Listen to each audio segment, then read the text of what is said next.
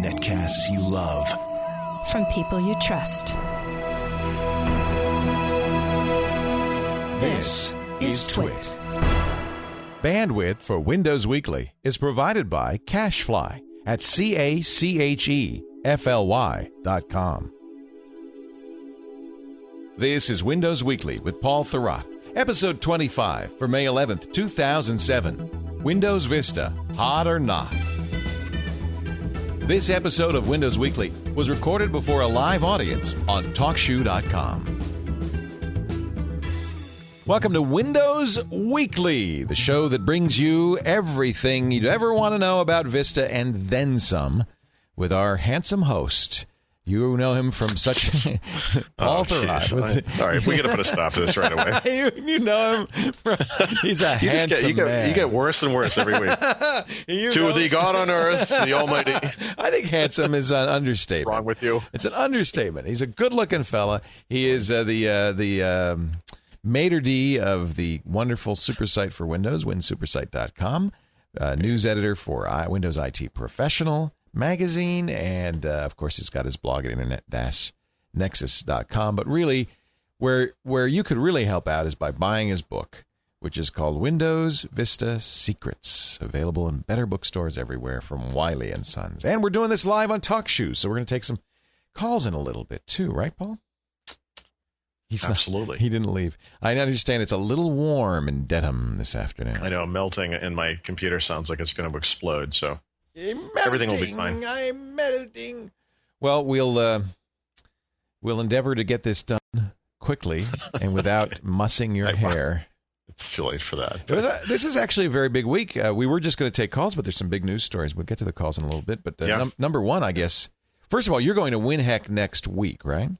That's correct. That's the Microsoft Windows hardware engineering conference. So which sounds like it would be horribly boring, but it's usually actually a pretty good show. It's one of the most exciting ones, I think, because that's where Microsoft talks to hardware vendors about the future of Windows. Yeah, and because these guys need to get going quickly, they tend to divulge information further in advance to the hardware guys. So it's a nice forum for people like me who like to know what's coming down the pike. So hopefully next week will be interesting. Good. Well, we probably won't have a show next week because I'm in Vancouver. You're at WinHeck. Mm-hmm. Where is WinHeck this year? Los Angeles. Supposed to be in New Orleans, but they had to pull out because it hadn't improved as much as they'd hoped. Oh, that's too bad. That's a great place to go to a convention. Wonderful city. Yeah, I like New Orleans. Yeah. Well, so I guess what we'll do is take next week off and be back the week following with our WinHeck updates. Meanwhile, though, there is some hardware news. The new Intel Santa Rosa chipset. Yes. What is it? I don't know. No, it's no, I'm kidding. It's slightly updated processors, but the real big news is the underlying chipset. And actually, now I can finally talk about this laptop I've had here for a little while, which is a Santa Rosa-based ThinkPad, which is awesome. Oh, do you have that new one? Yeah, the widescreen 14-inch. Everybody's talking about this. Yeah, it's beautiful. Is it the X41? What is the? No, it's a T61. T61. Yep. Everybody is talking about this. Lenovo, it's got the magnesium frame. Oh, yeah. It's fast. I believe it stops bullets. Bullets. It's light. It's fast. It's awesome. It's got all this stuff, right? So it's as part of this platform, the mobile platform, Intel's been selling this thing called Centrino now for a few years. And this year, they've broken it out into Centrino Duo and Centrino Pro. And the Duo and the Pro are basically the same, except the Pro adds some security features and some IT management features. But what you're basically looking at, and some of this is optional depending on the system and so forth, is a Core 2 Duo processor, up to 2.4 gigahertz with up to 4 megabytes of L2 cache, which actually does help with the speed, I guess. There's something called turbo memory, which is, in my case, a gigabyte of flash RAM that's on the motherboard, and it works in Vista like ReadyBoost. Oh, well, why don't they call it ReadyBoost? I don't know, because it's part of the Intel platform, so they have a name for it. Will it benefit anything but Vista? I believe you need Vista, but I could be wrong. So it really is ReadyBoost. Yeah, I mean, it came out this year. I can't imagine they're targeting XP with this. But, yeah. Well, now I don't know because the Lenovo is still selling XP machines. That's in fact, true. says this is available with XP. So that's true. I wonder if you get the turbo they might have memory a utility. advantage. It wouldn't surprise me. One thing about Lenovo is, and IBM before them as well, the ThinkPad guys have always had a nice series of little applets that interact with the hardware in very unique ways. And, they have the fingerprint reader and all the little security controls and all that. So it wouldn't surprise me. There is a Lenovo applet for controlling how this thing works. So, it wouldn't surprise me if that was available for XP, I guess. But that I don't know about. I tend to look ahead. Yeah, who wants to look back? I don't care. In fact, I'm surprised because they're one of the few manufacturers that still offers XP. Well, I guess now Dell does too, but they're a big business supplier, so that business wants XP. Sense. Yeah. So it has an 800 megahertz frontside bus as opposed to 667 for the previous gen. It supports N networking, that draft N spec as well as A, B, and G. Oh, that's nice.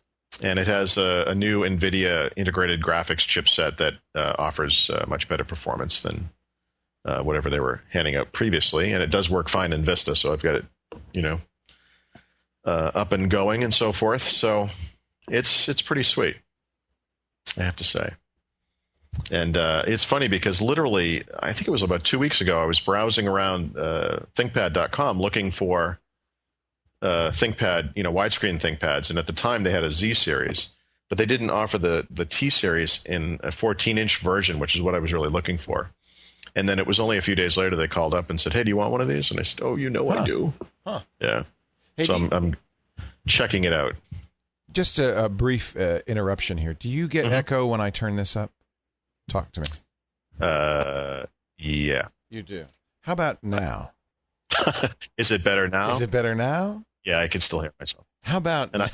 oh, never mind. Okay. I can't tell you how little I want to hear myself. I'm not but I'll try. I wanted to do a live video feed of this, but if you get echo, it's not going to... No, I can hear myself in my head, which is you scary. don't want that. No one wants that. No. Nobody wants... Well, I'll still do a live video feed, but basically you won't be able to hear Paul. If you want to hear Paul, you'll have to go to TalkShoe.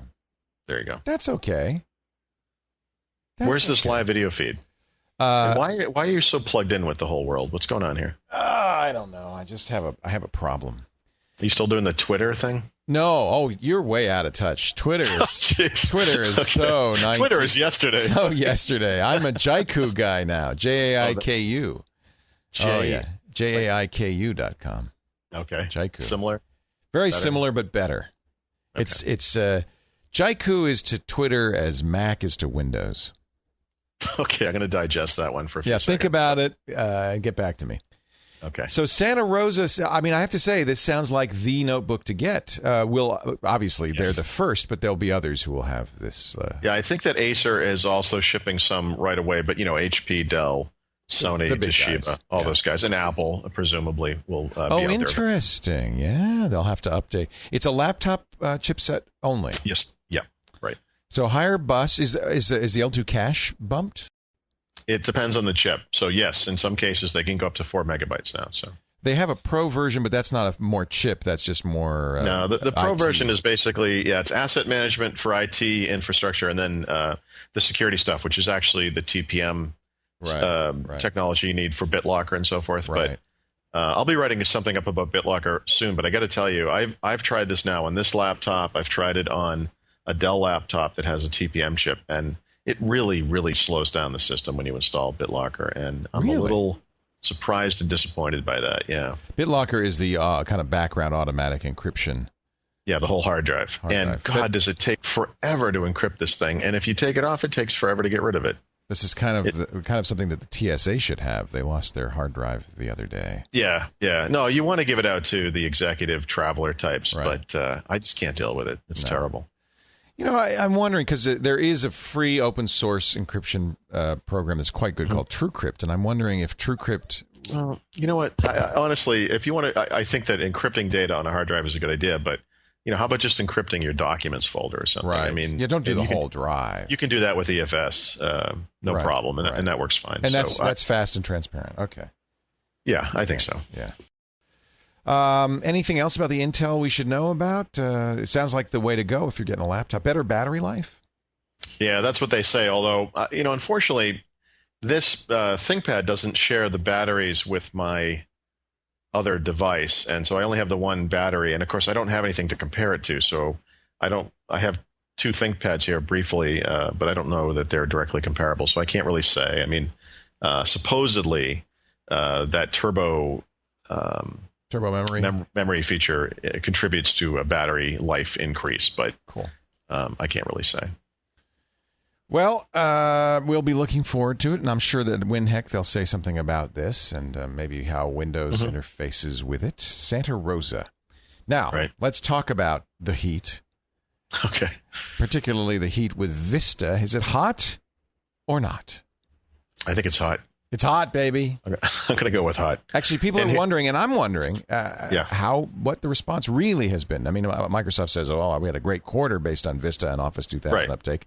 But you'd expect that. Yeah. And we've talked about this, right? I mean, they come out and they say everything's great, and they come, they made all this money, and they can show that a lot of it came from Vista, and that a lot of it didn't come from, earnings or pushed ahead from last quarter, et cetera, et cetera.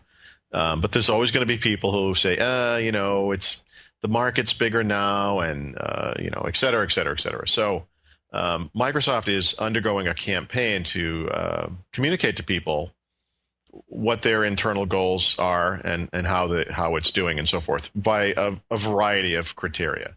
And I had a phone call with a guy from the Windows team about one of the very specific data points. And I guess next week at WinHeck they're going to discuss more of this stuff. But we talked about application and device compatibility and how the way things are right now, there are some high-profile people out there making a lot of noise about all the problems in Vista. And of course, Chris Pirillo is sticking with XP, and Scott Finney is moving to the Mac, and it's a big disaster, et cetera, et cetera. Well, and I've even been saying, I don't recommend going to Vista if you have an existing setup and you're happy with XP. It's not causing a lot of problems. There's no compelling reason to go to Vista, and there are hardware and software compatibility issues that could bite you. So even anytime you have. Yeah, it's a big operating system upgrade, of course. I mean, it's not a flaw in Vista. No, but I mean, I guess what I'm telling people is wait a few months until more hardware and software vendors upgrade their software and hardware. And I guess that's what you're about to say. And that's something they're actually able to document already that since January, since the general availability of this thing, device compatibility has increased pretty dramatically. But more importantly, as of the other day when I spoke to this person, Windows Vista is compatible with, he said, 96% of the devices that are floating around out there today in use. Well, that's pretty good. Wow. Which is pretty damn good, I think. Yeah. If you believe it, do you believe that? I do, because one thing that Microsoft does have is data that they can show people and they can talk to people about. So, for example, that they've instrumented Vista. You can opt into a program where when something goes wrong, you can send that information to Microsoft. Right. Now, 4% of incompatible devices, I'm told, is about 70,000 devices. So when you look at it that way, that's pretty big. But he said that 4,000 of those devices account for about 80% of the problems that people are having. It's that 80-20 rule that. Yeah, those are the most popular devices that everybody's using. Yeah, so this is their list now. This is what they're working on, and they're going to keep doing this. And I think that the place where you really have to give them some credit is basically, and when you think about basically, there are people around the world using Windows, and obviously there aren't that many using Vista. But as soon as they get 500 complaints about a particular device, they're going to fix or create the driver for that. That's their benchmark. Yeah, 500. Now, What's interesting is the only exception to that, I guess, is if it's a device that's made by a company that's no longer in business, or they hate, because there's no way to go back, and we don't like them. Yeah, well, I mean, there's not much you can do about that. No, right? If it's out of business, out of business. Yeah, yeah. So they're really serious about getting devices compatible. I mean, I guess at launch they said that there were let's see where it is, 1.5 million devices were compatible with Windows Vista, and as of May 1st, it was 1.9 million. Okay. So they already have 400,000 additional devices that came on board. Now, when Microsoft says they're going to do something about it, what does that mean? It means they're going to get in touch with the company that created the device. They're going to offer them help, either electronically or in person, and they're going to get that thing out there. I mean, he gave me an example. I had never heard of this thing, and in fact, I don't even have the name here, unfortunately. But they have an example of a device driver that had a problem. This is their favorite example, I think, because they heard about it on a Tuesday, and by Thursday morning they had the fix out there. And people who run Windows typically have Windows Update with automatic updates on, and if you have that device, you get the new driver, and it just happens, and you don't really have to do a lot. So I think that this is actually just a good example of, we live in a world where anyone can communicate problems to the world, and you hear a lot about the problems because anyone who has done any kind of customer service work knows you only hear the complaints. You never hear, you're never going to get a blog post where someone says, actually this kind of worked well and I don't have any problems. Yeah. The other thing is, and this is classic, Microsoft was complaining that a lot of these high-profile bloggers were complaining about very specific devices that weren't working, and then they all went back to XP. So, well, like I said, they have this instrumentation. So they'll never get fixed.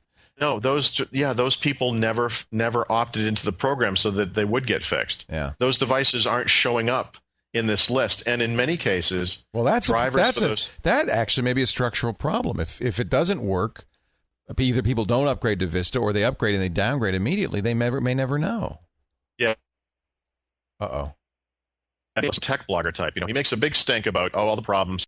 Never actually gives any feedback to Microsoft. Right. Stops using Vista. The driver appears, and now everything's working fine. But the only thing that's out there in the world is his complaint about how this doesn't work, even though it does work fine now. Right. And I guess there are a lot of examples of that kind of thing, and it just kind of drives them crazy because they have the data in front of them, and they know that this thing is much higher quality than previous Windows versions. So I think that kind of stuff is interesting. Yeah.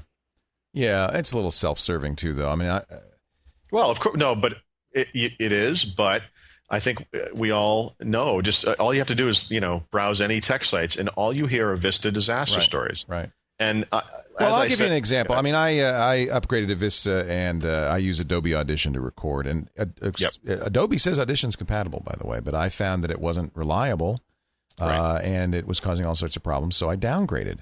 Now, I didn't get an error message. It wasn't that it crashed, so there's no report back to Microsoft. No, but whose fault is that? Do you blame Adobe or Microsoft? Well, I don't know, but the point is, I'm on Windows XP on this machine now, and I certainly counsel anybody who wants to use Adobe Audition that they probably shouldn't upgrade. So I would say I would tend. And I think that might be a whole. I'm not talking about a blame game. I'm just saying there might be a whole category. Of course, it's Adobe's fault. It's their program. It's not a game. I mean. Adobe has very specifically decided what products they're going to upgrade and what products are not. Adobe's answer to Photoshop, 5.0 Elements users are the version we have out now pretty much works, or a couple of little graphical glitches, whatever. Right. If you want it to be fixed, you'll have to wait till the next version comes out. Right. No, I'm not saying it's Microsoft's. I'm not saying it's Microsoft's fault by any means. I'm just saying that what they're talking about. Yeah, for some programs that's going to solve the problem. If it's a program that crashes outright. But there may be a lot of programs that don't work well they may never know about them. Okay, so when Vista first arrived, and I could write a review of it, I detailed some of the hardware and software that I typically used and how well it works with Vista. And as of today, and I run a variety of laptops and desktops. I don't actually own any hardware at this point, actually, except for with the possible exception of a Microsoft webcam, maybe the possible high-profile exception of a Microsoft webcam that doesn't work in Vista. It doesn't work just fine. In fact, at launch, the big issue for me was a scanner. And in fact, I keep an XP machine on dual boot with an x64 version of Vista, specifically for testing purposes. And if I wanted to scan anything, I would have to go into Windows XP. But now that scanner works fine in Vista, and it even works fine in the x64 version of Vista, which I think is pretty incredible. Right. So I think that Microsoft's doing what they can to reverse this impression, but there is definitely and maybe you're right. Maybe it's just because high-profile bloggers only report the negative and don't say the positive. But there is a strong and growing impression that Vista isn't very compatible. There is, and I think my personal opinion, and this. I had held this before I talked to Microsoft. I mean, all they did was, kind of shore up my opinion. Confirm your belief, yeah.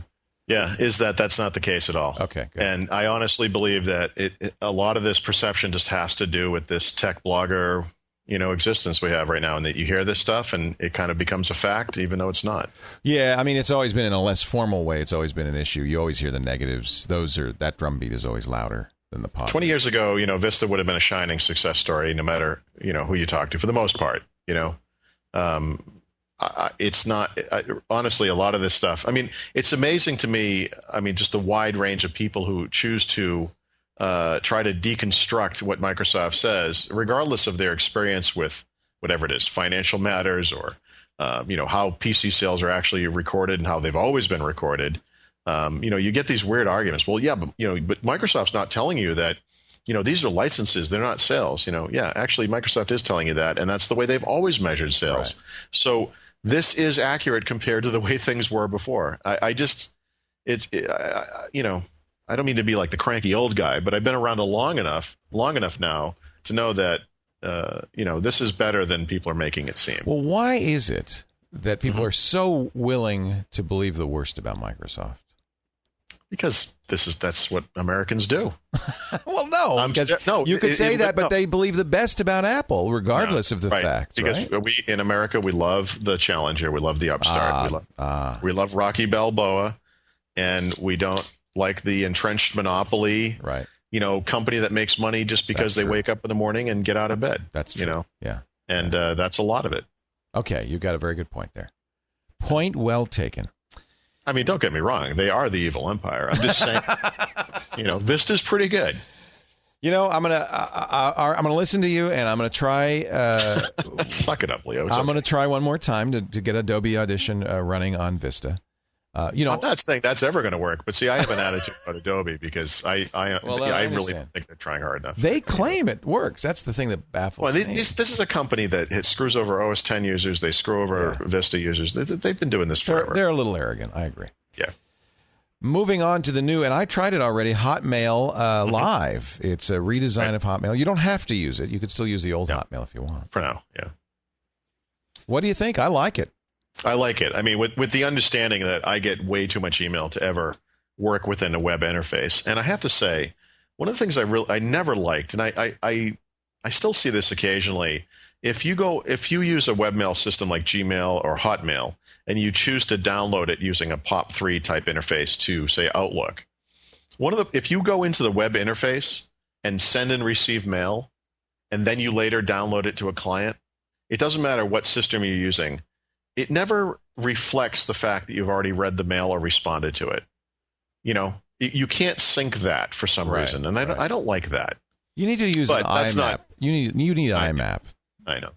Anyway, that's not Hotmail's problem. That's just an aside. No. I mean, although I do wish Gmail, Yahoo Mail, or Hotmail would provide an IMAP interface, because then exactly what you talk about would happen. Right. And you could sign in from, a different client on two different computers, and all your email would be the same everywhere. Same. Whether you reply to it or not, the sent folder would contain all your sent messages, not just the ones from that hardware. IMAP is and that's why I use IMAP. And that might be the future of this stuff if you think about it, because right now we're at the point where, the storage sizes don't really mean anything anymore. They all offer multiple gigabytes of storage space. 2 gigs now from Hotmail. Maybe that's the next step. Gmail could come out and say, now we're going to be IMAP. Oh, I'm paying $30 a year or more for Fastmail. I would jump. Yeah, I'd be all over that. Yeah. And of course, Outlook and Outlook Express both do well with IMAP. Apple Mails does well with IMAP. So, it's not the software, it's not the clients. No, I mean, and God knows what these companies are doing. I'm sure that any webmail interface has its own special protocols occurring under the covers. I'm not really sure, but whatever. For 97% of the people out there or whatever, something like Hotmail or Gmail or Yahoo Mail will work just fine. I mean, these are all really, really good email clients. I noticed that younger people in particular are on our webmail users. They don't even understand why you would use a dedicated client.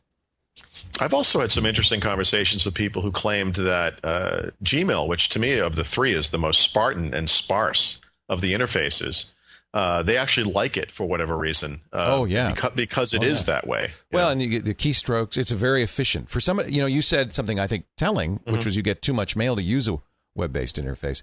Right. Those are the people who like Gmail because of the keystroke combinations. Yeah. It's a kind of a power tool. But I and maybe this is just me. I mean, it's like a perception issue. Gmail doesn't allow you to sort things into folders. I agree. What they give you is that you can do tag. And they do automatic filtering, grouping of email threads and so forth. That's all very interesting. But when I hear that, what I hear is your email is all in one big bucket. Yep. And when we give you a view, when you search for something using, Google search, essentially, we're just giving you search results, and you can't organize these things. And there are advantages to doing it that way. I mean, you can have two different views of your inbox, both of which include some of the same emails because you may have tagged them multiple times. And actually, that does make some sense. But that's a hard one to get over for me. I mean, I'm kind of hands-on, maybe a little anal retentive, when it comes to organizing data and so forth. But yeah. I'll get there. No, I agree with you. In fact, there is this trend. I think it must be a trend in programming to eschew folders as being too hierarchical. Yeah. And that it at least certainly, and I can understand why Google might believe that, because really that's why Google has achieved ascendancy over Yahoo. Sure. Yahoo was hierarchical. It was folder based, and Google said, no, you don't need folders, just search everything. But I agree with you. It doesn't work as well. That's using their best technology. Yeah, but it doesn't work as well. I agree with you in email. Well, for me, it doesn't. Even Microsoft's Hotmail and Yahoo Mail, the new version, both let you make your own folders if you want, but you can't, put folders in folders. You can't move them around. It's, if you're like me and you really like things to be a certain way, it's a little hard to get around those limitations. But folks in the TalkShoe chat room are raising another good point against web-based mail, which is that you're always viewing it in a browser. So if there are exploits, web-based browser exploits, you have no choice to turn off that HTML browser. Sure. And that's risky. Yep. Yeah. So that's an excellent point. Moving on to, it's good. By the way, we will for. Oh no, but let's before we move on. Yes, Hotmail. I just want to answer some of there are some questions around this new version of Hotmail, so I do want to get this out there because I think this is important information. Yeah. One of them is Microsoft will be providing live.com accounts to people. Right now, when you sign up, you get a Hotmail account. Oh, that would be nice. Hotmail.com. I'm embarrassed to have a Hotmail address. Okay. Well, it's interesting because, they have almost 300 million users. And to a lot of those people, the Hotmail thing it's like the warm embrace of their mother. They love it, but I hear you. I mean, it sounds dirty. we described it as the AOL of the new century or something. Well, it's that, of course, because your Hotmail. Come on. Don't you know about Gmail? But it's also, for those who are even less computer literate, it's like, well, is this a dating site? Is this your sex mail? Yeah. Hotmail? Well, that. So will it be live? Say again? Yeah. Hotmail. The name Hotmail was derived from HTML, right? They added some vowels to HTML too. I didn't get that. To turn that into I missed that. I've only known about it for 10 years, and I never knew that. Well, that was the original. The original name. They actually capitalized the H, the T, the M, and the L, so you could tell that it was HTML email. That was the point of it. That was before Microsoft acquired it, of course. Yes. So live.com accounts will be made available sometime this year. I want to be Leo at live.com. Yeah, it's going to be first come, first serve. So I don't have any information on the exact date, but it's not now, and it will be eventually. But they're not saying yet. I apparently there's been a little bit of an issue getting that going for some reason. So I just want to extend the peace branch, the olive branch, to Microsoft and say, Microsoft, if you implement IMAP and you give me Leo at live.com, You'll become a sycophant? I'll be a sycophant. I'll be your biggest fan. Will you get a Windows tattoo? No. Okay. I didn't mean it. I just wanted to see how far we could. Not a weirdo. Okay. All right. Well, you never know. All right. So the other things that are coming down the pike, so to speak, are a new version of the Outlook connector. As of today, if you want to use Hotmail with Outlook, you need to have a Hotmail Plus account or a MSN Premium account. Mm-hmm. And you get this Outlook connector. Mm-hmm. They will be making a new version of this connector available to all Hotmail users, regardless of whether you pay for it or not. But they're going to call it Hotlook. Hotlook, though. Yeah. It's just unfortunately, it's Microsoft, so it's called the Microsoft Office Outlook connector. Oh. Whatever. I think Hotlook would have been better. Hotlook. It's hot. Well, anyway, that will be out this month and probably in the next 2 weeks. There's a new version of what is now called Windows Live Mail, which used to be called Windows Live Mail Desktop. which is in sort of perpetual beta, but the new version will be out near the end of this month. It will support all the Windows Vista look and feel stuff and all that. No ads, absolutely free. Really? It replace Outlook Express and in Windows Vista, Windows Mail. Oh, it replaces Windows Mail? Yeah, it will be a superset of Windows Mail. Is it a web-based mail system? No, it's a client. It's a desktop client. And this is going to be free? Yep. That'll be out at the end of the month. I want it. Yeah, look, it looks neat. It looks neat. During the current beta version that's available, I'm actually on the beta, but I don't have the new version. There's something there's like an advertising bar that's on the right, and they've decided to get rid of that. Good. And their rationale is, the people that need an email application tend to be the types of people who are going to be paying for the premium version, and they're going to get Hotmail Plus, which is $20 a year, or they're going to have Outlook anyway. And since they already paid for Outlook, we'll give them the connector for free. So there's no reason to have ads in the client. So that's kind of a nice change. Wow.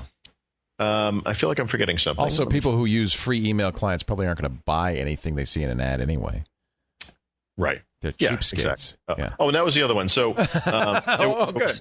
Speaking of cheapskates, no, there is going to be a new version of Hotmail Plus. The last time I checked, which was early today, it still wasn't available for purchase, but $20 a year. And what they're going to do is, the free version gets 2 gigabytes of storage. The Plus version will get 4 gigabytes of storage. There's an inactive timeout period of 120 days on the free version. Mostly for students, who are away during the summer or whatever. There'll be no timeout period, obviously, if you're paying for it. You can send 20 megabyte attachments with the Plus version versus 10 with the free. And if you use the web interface, there won't be any graphical ads if you're paying for Plus. I like that. So I pay same amount for Yahoo Mail. Yeah, I think that's what it is, right? $20 a year. That's very comparable. Yeah. Mm-hmm. Okay. Yeah, so I think that I think the features are comparable. Yahoo said that they were going to offer unlimited email storage for all users. Right. The way Microsoft says it is, look, this is essentially 2 gigs is essentially unlimited for almost everybody, but if people need more, we're just going to give them more. So they're not going to really have a hard. Now I do have to say I was able to sync, and is this new? I don't know, but it synced up very nicely with my Outlook calendar. Or not calendar, I'm sorry, contacts. Yeah. So if you're using Outlook with this, right, it will do that synchronization. I would love it to do it with my calendar. That's the other thing. Thank you. I knew there was something else. In the current version of Hotmail, the calendar component has only been upgraded in kind of a look and feel way. It matches the various color schemes that they give you and so forth. They're actually planning a calendar update for later in this year. They're not talking about it yet. They won't tell me. I have some very specific questions. We've been talking about calendars.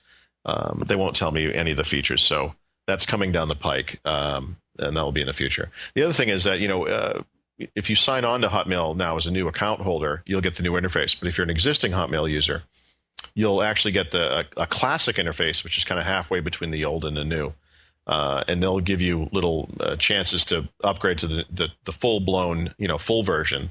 But by the end of the year, they're going to shut off the old Hotmail. So eventually everyone's going to have to get switched over. Yeah, because right now I have a switch to classic button. Yeah, exactly. That's going away, huh? Yep. Well, no, switch to classic will stay. What's going away is the old version, because you can switch to classic, but you can also go back to the old Hotmail, literally on the old servers running the old software. Okay. That's temporary. Okay, got it. Yeah. Finally, or maybe not finally, we actually have a couple more things. We are going to get your calls, so go ahead and get on the queue. If you have a question or a comment or a suggestion for Paul Thurrott and the things we've been talking about today. You would think that iPod corruption would be Apple's problem, but Microsoft seems to have leapt in to solve the problem. What is going on? Right. So there have been some incompatible issues between the iPod and Windows Vista. And the big one is if you use the Vista remove hardware icon in the tray there, it can actually corrupt the iPod. Apple recommends that you just use the eject button from within iTunes, which probably makes a lot of sense, actually. So Microsoft has fixed this, and they've released an update for Windows Vista. you download and install, and It's basically. funny. I would have thought Apple would have been the one to fix it. So, yeah. Well, Microsoft says they worked with Apple on this, and they're cooperators or whatever the word I is. wonder if the Zune team is mad about this. They're fuming over in the corner. You fixed it. What did you fix it for? All right. Marsha. Yeah, I don't know. So it's Anyway, have you so tried it yet? Well, that's what I'm doing now. So I've always used my iPods with the MacBook. So today I literally copied over my music library, got the ratings and all that stuff. I'm downloading podcasts, and I'm going to synchronize the iPod and see how it works. I'll eject it and I'll do all that stuff. So I'll do that over the next couple of days. But that's the plan, to find out if this actually works. But I assume it does. They're referring to this as the final compatibility update. So they must be. I'm sure it's great. It's Microsoft. They. Paul, what you've been drinking the Kool-Aid or something? What's going on with you? My goodness gracious! It's Microsoft. They invented the internet. It's got to be great. Yeah, Microsoft. With a name like Microsoft, it has to be good. And small. It is about the worst name you could have for a company. I mean, we're used to it now. Yes. But yes, the original Pentium, yeah. Well, Pentium was not a great name either, was it? No. Yep. And I remember Microsoft became a company when the first microcomputers, the IMSI and the Altair. Yeah. We called them microcomputers. Yeah, they were microcomputers. So it was software for micros. Yep. But it doesn't have the best connotations, especially for a guy. That's all I want to say right there. I don't think you're the first that's questioned the masculinity of the name. Yes. Yeah. We're small and we're soft. That's right. Buy our stuff. Why wouldn't you want? Hey, I'll tell you one Microsoft product I'm very happy to have is the Xbox 360. And I am looking forward to, there's a dashboard update. I haven't got it yet. I actually signed on Xbox Live yesterday and there was a mandatory update, but it wasn't the one I thought it would be. What's coming down the pike, and when am I going to get it? The way to check is when you log on and you get the update, you'll have a new blade. They use those sliding blades. So the left, annoyingly, it's to the left, but to the left of home blade is a new dark orange blade called Xbox Marketplace, and they've pulled it out of the home. There used to be a little link there on the main blade, on the home blade, but the big change this time is Windows Live Messenger compatibility, mostly because they're going to start doing that, games for Windows Live thing where people can play a game on Windows and they can compete against people on the Xbox and so forth. So this is a way to do instant messaging and presence between, now you get Windows Mobile, Windows, PCs, and also the Xbox 360. Well, I'm in for anything that gives you presence. Yeah, I like the present stuff, although I have to say, I sort of enabled this thing today without really thinking about the ramifications of that. And, of course, Hi, Paul. You're online, huh? Yeah. You want to play a game? What is Xbox Dashboard? What does that mean? Oh, well, because cool. it actually tells your contacts on the Windows side that it says Paul, in Xbox Dashboard, or Paul is playing. Well, didn't we have that before? Well, now it integrates between Windows and the device. So if I have a Windows machine on the same network that's linked in, does it? No, not on the same network. It interfaces with the Windows Live Messenger infrastructure out on the internet. So in other words, so if I'm running Windows Messenger, right now I don't see. The thing is, I don't actually want this running because I have Messenger running on my PC, and my PC has a keyboard. And when my Xbox fires up, I don't actually want my instant messaging stuff to go over there. So what I found this morning was that I had 5 Xbox contacts who were online when I logged in, and then when I transfer, once it gets its hands on the Windows Live stuff, suddenly I had 29 guys, and then I had 3 of them instant messaging me. What are you doing? What's the Xbox? What does that mean? And of course, you have to type it on the Can you send them an audio message like you can with the other stuff on Xbox Live? I actually got rid of it so quickly. I'm not sure yet. I'm going to write something up about this. So what I'm going to do is install this on a second Xbox, and I'm going to videotape it so I can go back and look at it while I'm writing about it. I will find out. I'm not sure. I'll play with it tonight too. Although I haven't got the dashboard update yet. So are they rolling that out on stages, or is it everybody should get it all at once? I thought everyone was getting it. So you might actually, maybe you got it. Maybe I didn't notice it. Yeah. Now, the Windows Live Messenger feature you actually have to enable. Oh, that's probably why. I haven't turned it on. Part of it, yeah. Okay. It's a little on the annoying side for me, but I think for the trigger-happy college student kids that are playing Xbox Live at 3 o'clock in the morning. This will be great. Does it, so now this is where I don't understand. If you're on your PC on Messenger and you set the away message, does it then go to your Xbox as well? No, so you can only be logged on in one place. Oh, you're on it one at a time, I guess. Yeah, if you log on your PC, it will log you off on the Xbox and vice versa. All right. So the trick would be to stay logged on the PC, and then it won't bug you. Yeah, sort of, except that if you fire up your Xbox, you'll get logged off automatically. You can trigger that. So what I did was I took about 10 minutes to go find out how you just disable this feature, because I actually find it really annoying. Is there any benefit to it besides? So for right now, the benefit is you can chat. You can chat. Ultimately, the benefit is a guy will be sitting on a Windows machine. He'll get this little pop-up that says, Paul has logged on to the Xbox 360 and is playing like Shadowrun, one of the games that's coming out that will work on both. And then from the PC, you can send him an invitation from Messenger and say, hey, I'd like to play Shadowrun with you. And if he says yes, Shadowrun will fire up on your PC. It will fire up on his Xbox, and you guys can play the game together, even though you're on completely different systems. Excellent. Yeah, that's pretty cool. I'd like to invite those of you who are listening to the show live on TalkShoe.com to start your phones. Give us a ring. We'd like to get you on the show. We'll take you in the order of your calls, starting, as we often do these days when we take calls, with Avila Fain. Hello, Avila. How are you? Welcome to Windows Weekly. Hi. How you doing, Leo? How you doing, Paul? Hey. It's hot. Andy from Phoenix. It's hot out here in Phoenix. 99 degrees. How hot is it?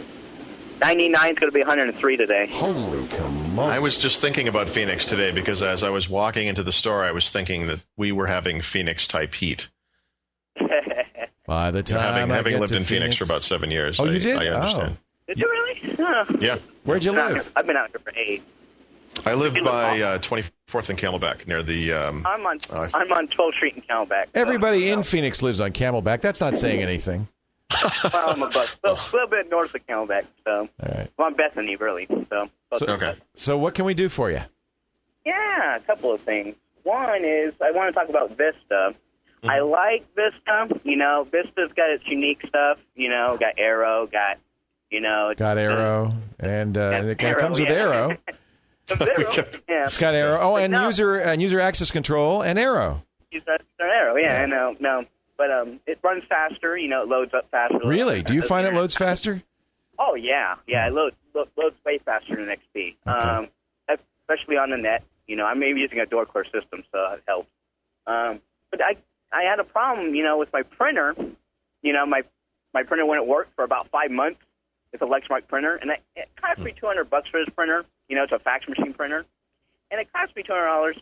And I'm thinking to myself, why did it take so long for them to come out with it, Who's at fault when it takes so long to update it, Paul? I mean, we talked about this a little bit. I mean, you blame Adobe. It's the hardware makers. Yeah, no, it is the hardware makers. Listen, you can't accuse Microsoft of like a stealth OS release. They've been talking about this thing for 5 years. That's a good point. They've been saying they have this hardware engineering conference every year. Yeah. And they've been talking about Longhorn for the past 5 years. Why does it take these guys so long then? I don't know. Why on launch day were only 3 of 5 of the biggest antivirus vendors in the world ready with products for Windows Vista? That doesn't make sense. And no, I can't. Listen, we can blame Microsoft for all kinds of stuff, but this is just hardware makers. Obviously, what they want to do is sell you new stuff. So what they're working on first is the new hardware where they can say, oh look, it's Vista compatible. They don't make any money when you keep using something that you bought 2 years ago. So. I think that I blame them, for the most part. Does that answer your question, Avila Fain? Oh, wait a minute. I muted him. Let's unmute him here. No, I mute him because the TalkShoe interface is noisy. Actually, it's a phone interface. It's not TalkShoe's fault. It's so noisy. Just keep it down. It's fine. So is it working now, Avila? Yeah, I've got the one question out. The other question for Paul is, do you think Microsoft's going to fix the BIOS hack that's been rumored or going around? What's the BIOS hack? I don't know about that one. I don't know too much about that. I got an email from somebody who said, you need to look into this, and I have it sort of set aside as one of the to-do things for tomorrow's short takes. But apparently there is a new BIOS-oriented attack. And if I'm not mistaken, Microsoft actually said they weren't going to do something about it at first, didn't they? Does that sound familiar? Is it a hardware problem? Yes, they said that they were in a blog. I read a blog about him saying they're not going to do anything, but it's so easy to do, though. It's really, really easy to do. It's not hard to do it. Just letting you know that right now. It's hard to do the hack? Very easy. Yes, to do the hack, it's very easy. So have you done it? Yes, I have it. And, you have it? And what do you get when you do it? I have it. You just get it activated. It just thinks you're activated. You can download all the updates. I have all the updates from I have Dream Scene. I have everything for it. You know? And it's a modification of the... Beautiful. So this is like the brute force... It's an OEM. It's an OEM hack. Okay. So you don't have to activate it, and it appears to be activated, essentially. Right. Is this the one that is the registry change that Ryan was talking about, or is this something more devious? This is more elaborate. It uses a driver. It uses a special Royal Sys driver, and it works. I don't know. And it works for now. It works until Microsoft ships out a... Well, Enterprise has a hack, too, and for a China server also. There's two different versions of hacking Vista. It's a hack to the BIOS itself, and it's a new driver, and it tells Vista this is an OEM machine. Don't bother to ask for activation, basically. Interesting. It seems like Microsoft's doing everything they can to just give Vista away. Well, that's one way to get the adoption rate up. Give it away, guys. Thanks, Andy, for your call. We appreciate it. Next in queue, Sony Nut, because he loves Sony, right?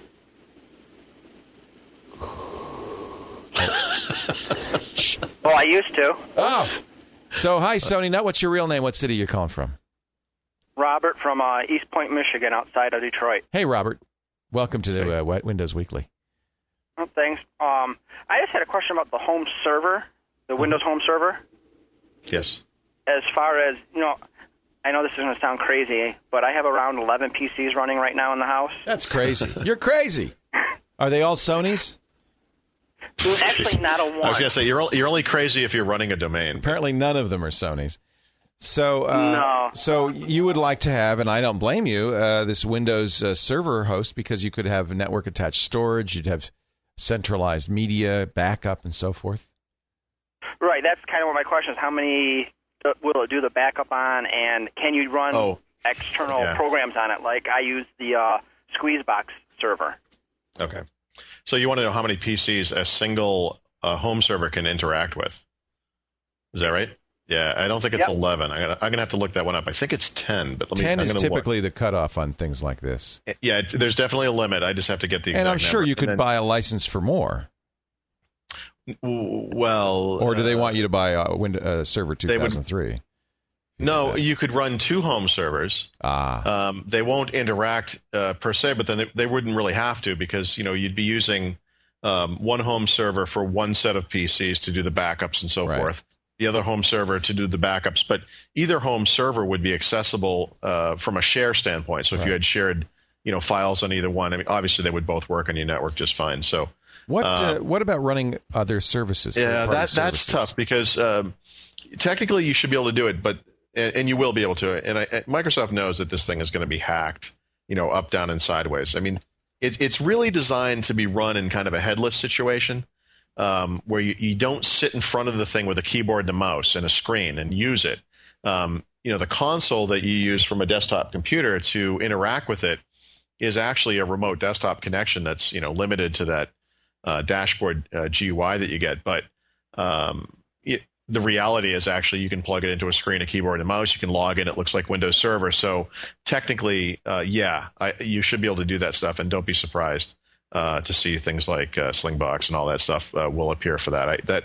That is almost definitely going to happen. So the other thing I guess I should throw out is just that Microsoft has created APIs so that developers can release products that are specifically designed for Windows Home Server, and those products can have user interfaces or not. They can run as services, etc. So it's possible that the things that you want will eventually appear in legitimate form, but if they don't be surprised to see lots of hacks out there as well.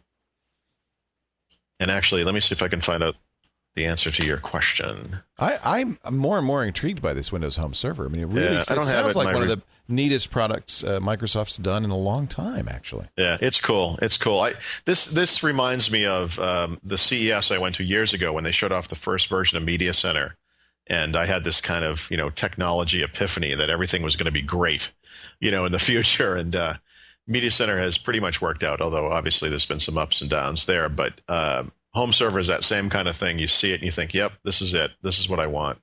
And it's a neat product. So you might just have to get 2 licenses, I think, for 11 PCs. Well, that's all the call we have. I'm sorry I didn't promote this more and get more calls on here. But, I think we've had kind of some fun. And we certainly appreciate your participating in the TalkShoe broadcast. We invite you to do it again in 3 eposodes. Now, we're taking next week off. So the next one will be in August. It will be, sometime in 2008 when Spore comes out. No, we'll do it normally we do it, we were supposed to do it last episode, so the next episode will be 26. This is episode 20. No, I'm sorry. We were supposed to do it on 26. I don't know.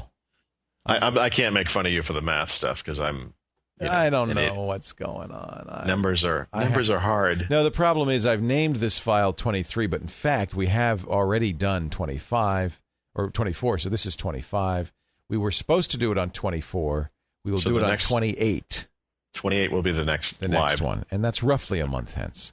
But we'll give you lots of notice so we can see you live on TalkShoe.com. And if we have enough callers, we don't mind doing the whole show with calls, although there always is some tech news, and we'd like to get all of that in, too. Paul Thurrott, enjoy WinHack. I look forward to we won't have an episode next week, but we will do episode 26 2 weeks hence, and that will have WinHack information. Lots of news from WinHack, I'm sure. There you go. Thank you very much, Paul Thurrott, and we thank you all for joining us. We'll see you next week on Windows Weekly.